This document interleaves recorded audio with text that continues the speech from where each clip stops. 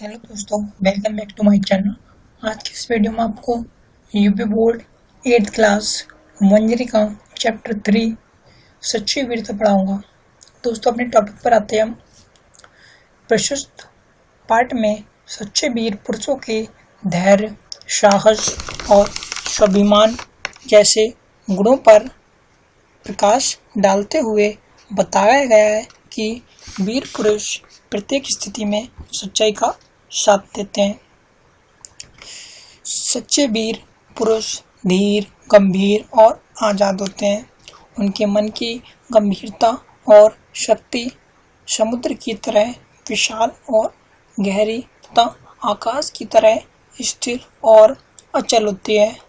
परंतु जब ये शेर गरजते हैं तब सदियों तक उनकी दहाड़ सुनाई देती रहती है और अन्य सब आवाजें बंद हो जाती हैं। एक बार एक बागी गुलाम और एक बादशाह के बीच बातचीत हुई।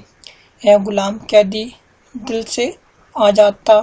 बादशाह ने कहा, मैं तुमको अभी जान से मार डालूंगा, तुम क्या कर सकते हो? गुलाम बोला, हाँ, मैं फांसी पर तो चढ़ जाऊंगा, पर तुम्हारा तिरस्कार तब भी कर सकता हूँ। इस गुलाम ने दुनिया के बादशाहों के बल की हद दिखला दी। बस इतने ही जोर और इतनी ही शेखी पर ये झूठे राजा मारपीट पर कर कायर लोगों को डराते हैं।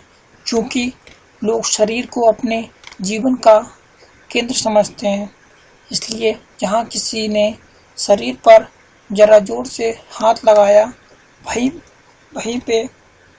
वहीं में मारे डर के अधमरे हो जाते हैं। केवल शरीर रक्षा के निमित्त ये लोग इन राजाओं के ऊपरी मन से पूजा करते हैं। सच्चे वीर अपने प्रेम के जोर से लोगों के दिलों को सदा के लिए बांध देते हैं। फौज, तोप, बंदूक आदि के बिना ही वे शहंशाह होते हैं। मंसूर ने अपनी मौज में आकर कहा कि मैं खुदा हूँ। दुनियावी बादशाह ने कहा, यह काफिर है, मगर मंसूर ने अपने कलाम को बंद न किया। पत्थर मार मार कर दुनिया ने उसके शरीर की बुरी दशा की, परंतु उस मर्द के मुंह से हर बार यही शब्द निकला, अल्लाह अहम ब्रह्मास्मि, मैं ब्रह्मा हूँ। मंसूर का सूली पर चढ़ना उसके लिए सिर्फ खेल था। महाराजा रणजीत सिंह ने फौज से कहा, अटक के पार जाओ। अटक चढ़ी हुई थी और भयंकर लहरें उठी हुई थी। जब फौज ने कुछ उत्साह प्रकट न किया, तब उस वीर को जोश आया। महाराजा ने अपना घोड़ा दरिया में डाल दिया। कहा जाता है कि अटक सूख गई और सब पार निकल गए।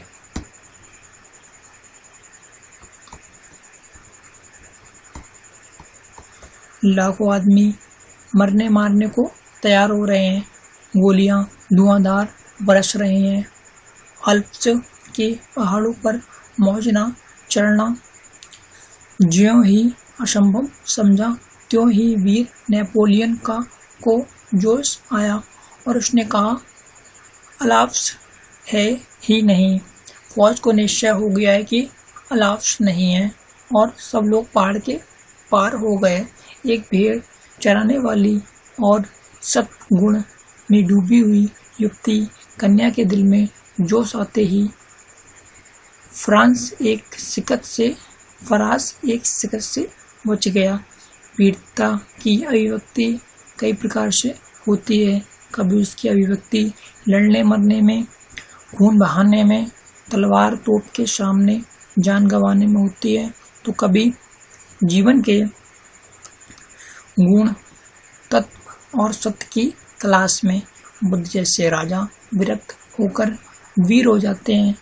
वीरता एक पुरस्कार की अंत प्रेरणा है। जब किसी इसका विकास हुआ, तभी एक नया कमाल नजर आया, एक नई रौनक एक नया रंग, एक नई बहार, एक नई प्रभुता संसार में छा गई। वीरता हमेशा निराली और नई होती है।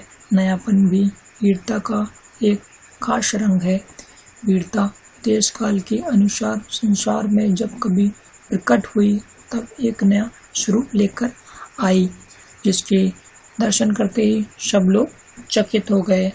वीर पुरुष का दिल सबका दिल हो जाता है, उसका मन सबका मन हो जाता है, उसका विचार सबके विचार हो जाते हैं, उसके संकल्प सबके संकल्प हो जाते हैं, उसका बल सबका बल हो जाता है, वह सबका और सबके हो जाते हैं। वीरों को बनाने के कारखाने कायम नहीं हो सकते। वे तो देवदार के वृक्षों की तरह जीवन के अरण्य में खुद ब खुद पैदा होते हैं और बिना किसी के पानी दिए, बिना किसी के दूध पिलाए, बिना किसी के हाथ लगाए तैयार होते हैं और दुनिया के मैदान में अचानक ही सामने आकर वे खड़े हो जाते हैं। एक बार दिखावा और नाम के लिए छाती ठोककर आगे बढ़ना और पीछे हटना पहले दर्जे की बुज्जली है। वीर तो यह समझता है कि मनुष्य का जीवन जरा सी चीज है, वह सिर्फ एक बार के लिए काफी है। बंदूक में केवल एक गोली है, उसे एक ही बार प्रयोग किया जा सकता है। हाँ, कायर पुरुष इसको बड़ी ही कीमती और कभी न टूटने वाला हथियार समझते हैं। हर घड़ी आगे बढ़कर या दिखाकर कि हम बड़े हैं, वे फिर पीछे इसलिए हट जाते हैं कि उनका मनोबल किसी और अधिक बड़े काम के लिए बच जाए। गरजने वाले बादल ऐसे ही चले जाते हैं, परंतु बरसने वाले बादल जरा सी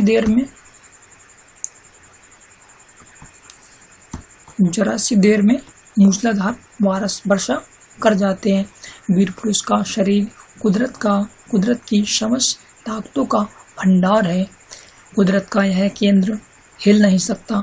सूर्य का चक्कर हिल जाए तो हिल जाए, परंतु वीर के दिल में जो दैवी केंद्र है वह अचल है। कुदरत की नीति चाहे विकसित होकर अपने बल को नष्ट करने की हो, मगर वीरों की नीति बल को हर तरह से इकट्ठा करने और बढ़ाने की होती है। वह वीर क्या जो टीन के बर्तन की तरह झट से गर्म और ठंडा हो जाता है। सदियों नीचे आग जलती हो तो भी शायद गर्म हो और हजारों वर्ष बर्फ उस पर जमती रहे तो भी क्या मजाल है उसकी बाड़ी तक ठंडी हो। उस खुद गर्म और सर्द होने से क्या मतलब।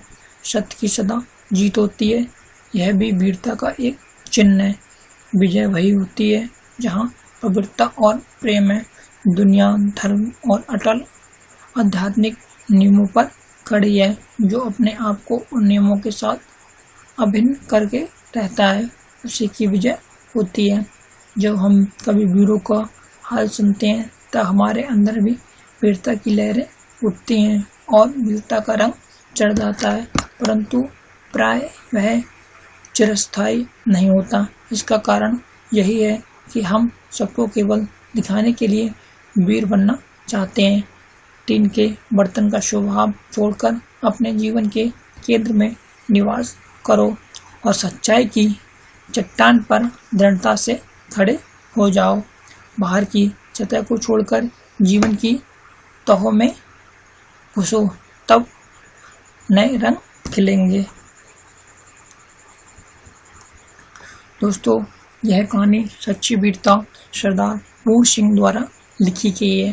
दोस्तों, अगर वीडियो मेरी अच्छी लगी हो, आपके थोड़ी सी भी इस वीडियो से हेल्प हो तो वीडियो को लाइक कर दीजिए एंड मेरे चैनल को सब्सक्राइब कर दीजिए और कमेंट में जरूर बताइए वीडियो कैसी लगी।